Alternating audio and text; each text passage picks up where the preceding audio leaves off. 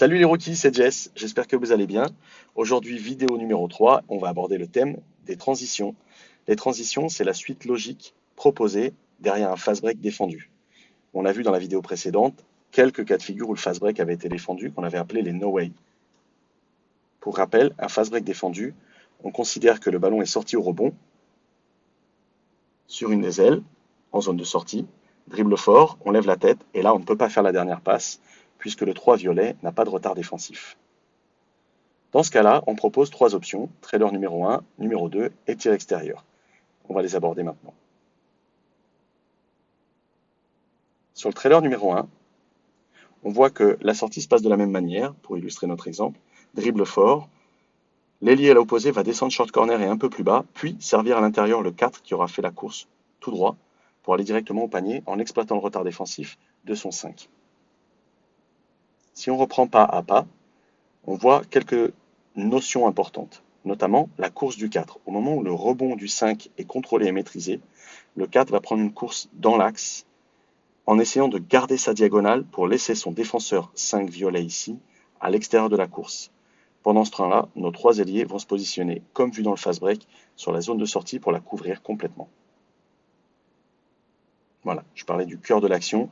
Il faut que le 4, quand il démarre sa course, vise la zone dans laquelle il sera en position préférentielle afin de terminer son action et garde sa position tout au long de sa course pour être bien positionné à la fin de sa course. Donc il démarre sa course dans l'axe, les ailiers, eux, se positionnent. On libère la balle à l'aile sur notre cas de figure.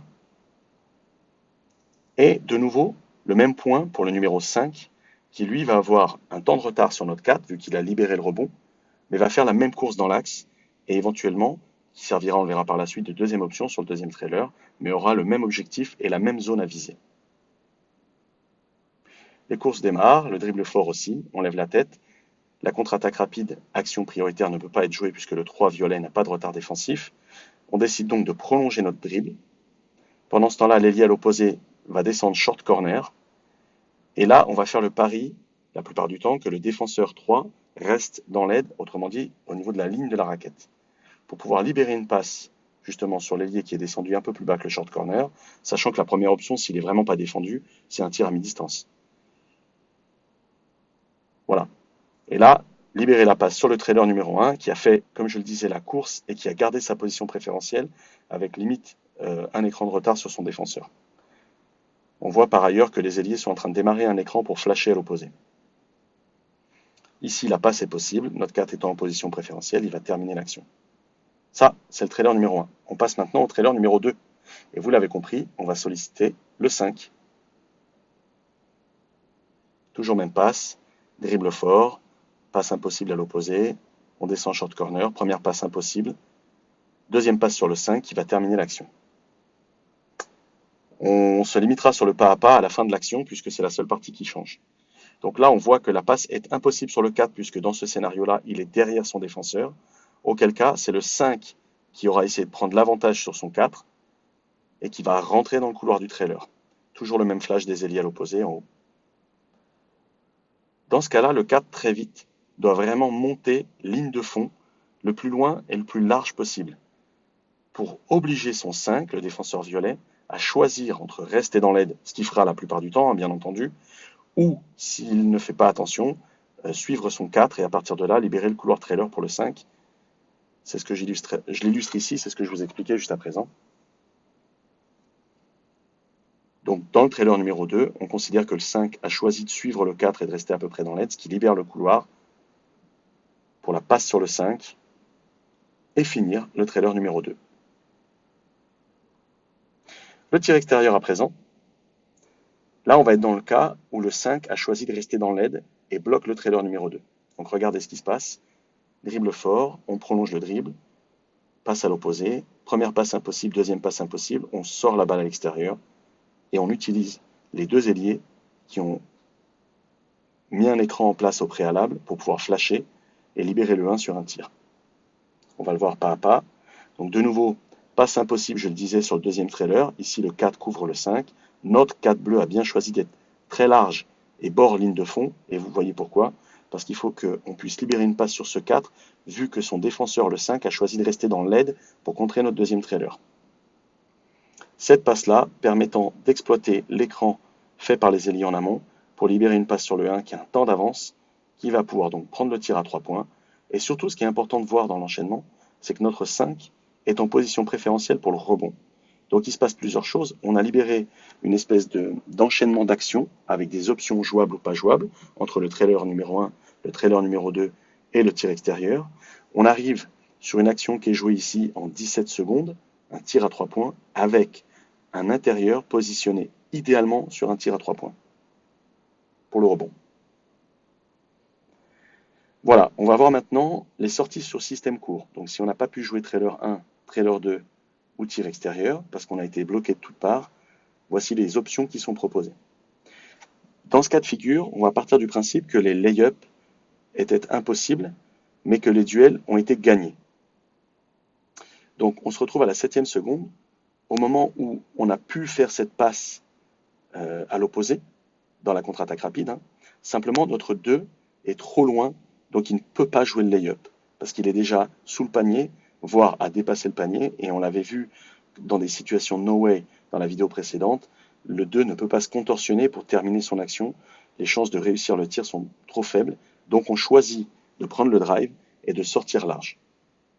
C'est ce qu'on appelle un mauvais timing dans le fast break. Dans ce cas de figure, donc on prend le drive large, le 1 reste à portée,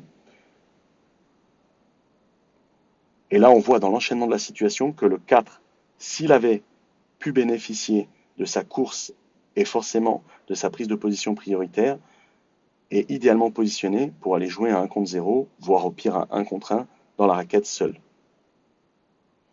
Si ce n'est pas le cas, on a une deuxième passe à envisager sur le 5 qui a pris l'avantage vu que le 4 va sortir, on l'a vu tout à l'heure. Sinon, on choisit de ressortir la balle sur le 1. C'est ce qui va être le cas ici. Dans ce cas-là, ce qui est demandé, effectivement, c'est au 4 de sortir de nouveau large. Le 5 roll en quelque sorte sur son 4 pour se positionner en tête de raquette et éventuellement recevoir un ballon. Et le 1 doit prendre un dribble très fort pour retourner à 90 degrés, idéalement se positionner en zone de manière à pouvoir attaquer en jeu placé. Et là, on voit la situation où le 5 violet va être obligé de choisir de nouveau entre son 4 qui part haut et large ou rester dans la raquette dans l'aide au cas où le 5 était servi. Et c'est ce qui génère ces deux possibilités. Donc la passe sur le 5 bleu si le défenseur 5 a choisi d'aller sur son 4, ou la passe sur le 4 si le défenseur 5 a choisi de rester dans l'aide.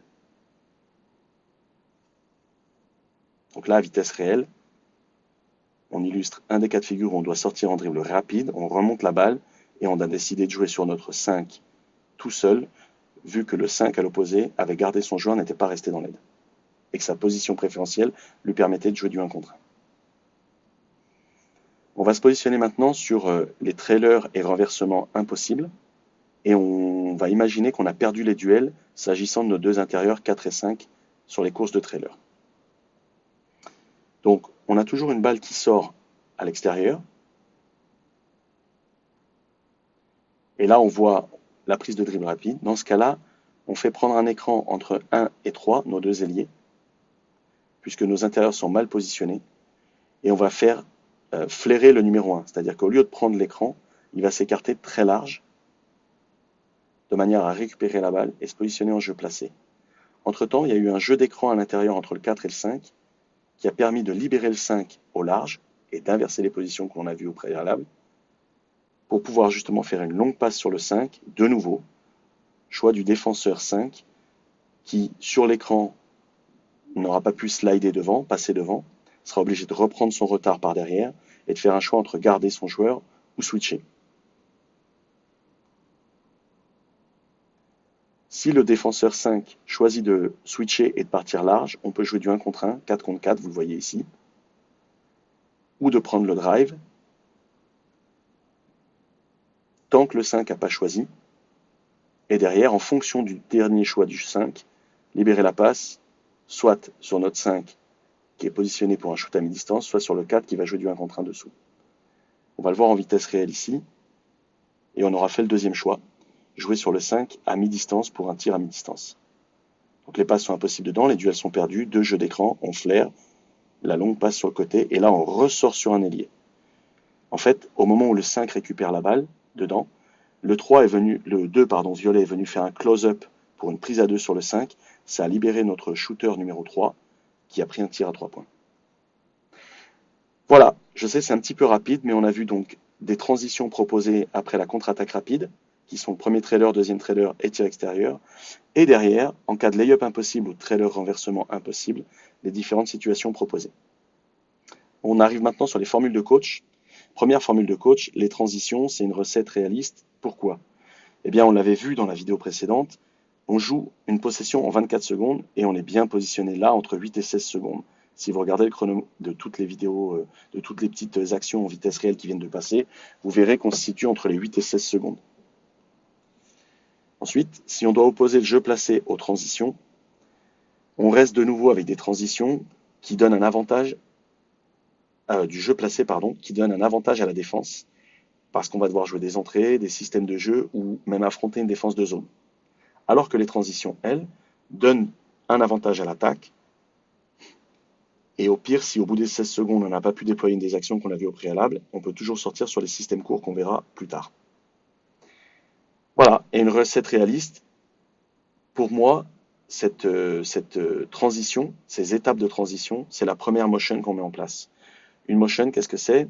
C'est une coordination de mouvement à 5 joueurs, c'est-à-dire qu'on attaque à 5, tout le monde sait ce qu'il doit faire, ce qu'il peut faire, et on ouvre des portes, des options de jeu en fonction de la défense. On répond aux critères de la défense. On leur pose des problèmes, et en fonction de leur choix, eh bien, on prend la bonne option pour mettre un de nos coéquipiers dans la meilleure situation pour déclencher un tir ou un lay-up. Ensuite, c'est un enchaînement rapide d'options, c'est ce que j'expliquais, avec des options ouvertes ou fermées. Mais surtout, tout ça, c'est le meilleur moyen de neutraliser un déficit de taille. Parce qu'on le sait, au basket, c'est un jeu de taille, et quand vous avez une équipe qui n'a pas suffisamment de taille, eh bien la seule parade, c'est la vitesse. Et l'exploitation de la vitesse, c'est d'abord, on l'a vu dans la vidéo précédente, la contre-attaque rapide. Si cette contre-attaque rapide ne peut pas être jouée, c'est l'enchaînement vers la première motion, qui, elle, consiste à jouer les options de la transition. Trailer 1, trailer 2, tir extérieur. Voilà, j'en ai fini pour les transitions. J'espère que ça vous fait toujours de nouveau avancer dans votre basket.